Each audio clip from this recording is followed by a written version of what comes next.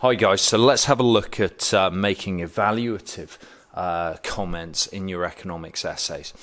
I break this down to the acronym CHASE, and CHASE stands for the consequences, how it might help or hinder, what assumptions are being made, the short run, long run, and then the E, well, you've got a few alternatives with this. It could be about efficiency, it could be about equity, the fairness, it could be about the equality, whether everyone gets the same, or finally, the elasticities. There could be an R you could add to this to make this chaser, and that could be really questioning the rationale of such a policy decision, perhaps, or whether consumers are likely to behave rationally. Okay, so let's have a look at each of these in turn. Firstly, when it comes to the consequences, how might the consequences on different stakeholders result? Now, this could be perhaps through a minimum price on alcohol, where supermarkets and corner shops would be hit harder than perhaps restaurants and wine bars.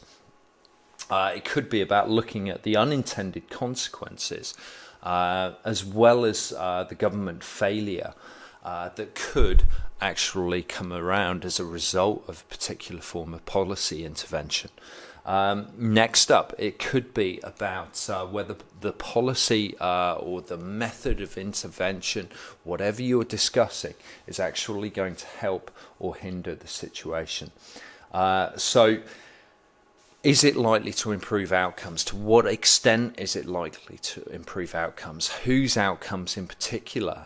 Which people won't benefit from this, and so on. Okay, so the way in which you break this down is important, and the way in which you differentiate between those different stakeholder groups is very, very powerful in terms of building really strong evaluative comments.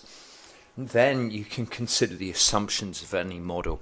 This is particularly prosperous in doing when it comes to areas such as comparative advantage, or marginal revenue product theory, or profit maximization theory, or even any sort of diagrammatic models that you're using.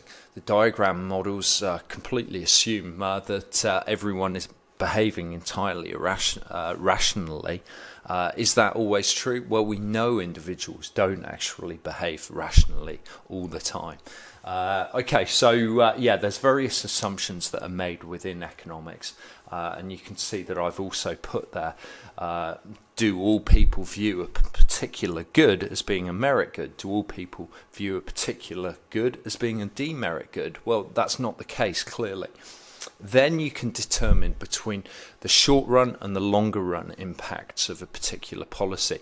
So, for instance, with monetary policy, in the short run, the most significant impact of a change in monetary policy is likely to be a change in the exchange rate, followed by a change in tracker rate mortgages, which would probably follow about a month afterwards. But what might be the longer term impacts of such a policy change, and how may that actually affect the economy in the longer term? A lot of people, for instance, argue that having such low interest rates presently, and having had them for such a long period of time, means that there is excessive build-up of debt within the UK economy.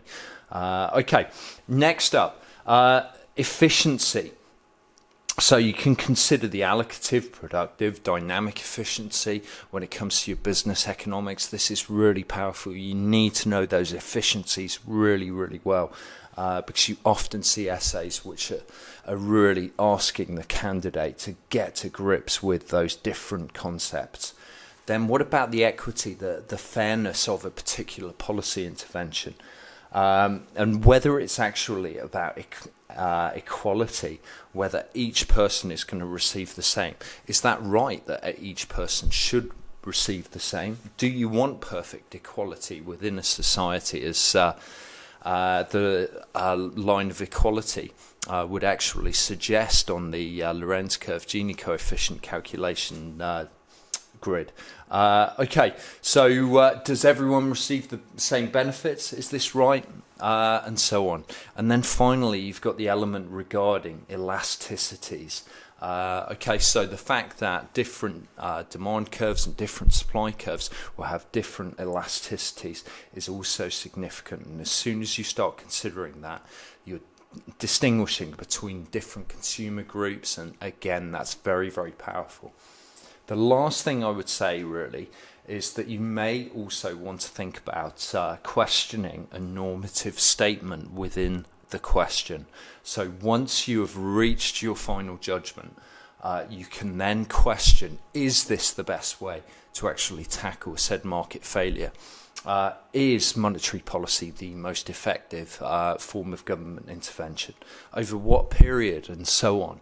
Okay, so you often see normative statements made in economics essays questions, so that gives you another really good area to question and target.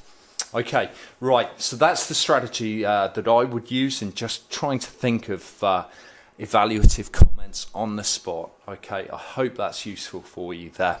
All right, thanks guys.